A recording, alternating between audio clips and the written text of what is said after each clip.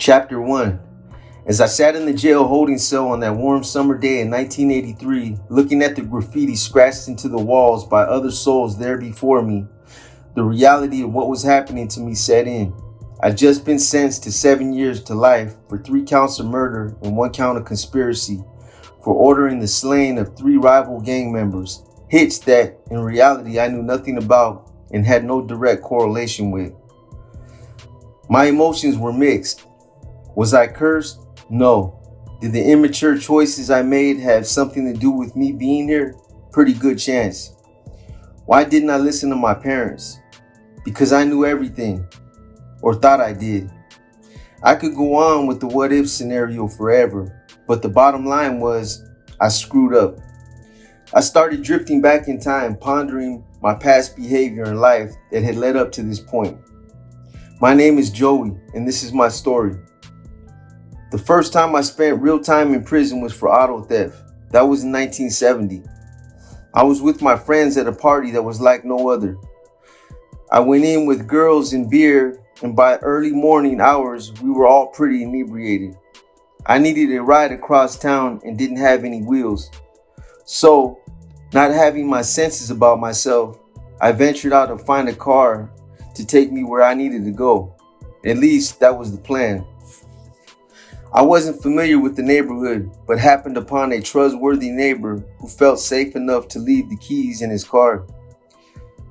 My evening at the party was great, and now, to top it off, I was on a roll with a set of wheels to get me home. But my luck wouldn't hold. Unfortunately, my poor driving skills were observed by a traffic officer who lit up the inside of the car with red lights and a bright spot. When he walked up to the driver's side window and asked to see my license, the overwhelming smell of alcohol was a clue that the breathalyzer wouldn't be needed. Oh, did I mention rule number 1? Never take a car from a neighborhood you're unfamiliar with and from people you don't know, even if the keys are in it. It turned out the car I had stolen was the chief of police's personal car. What fucking luck he has, huh? Whoops. That explains why he was brave enough to leave the keys. The car was impounded, as I was.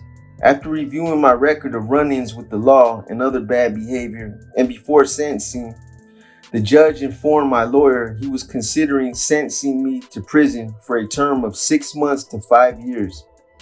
The actual sentence would depend on what I did to improve myself. I thought my attorney was joking when he told me what the judge had said. Without thinking about the consequences, I told my attorney that I'd take my chances. What did a kid like me know? I found out the hard way. I was sentenced to 6 months to 5 years. I had the feeling it was because it was the chief of police's car, his personal car. That was a contributing factor and a sticking point to the sentence I received. I had no idea what lay ahead, but was soon to find out.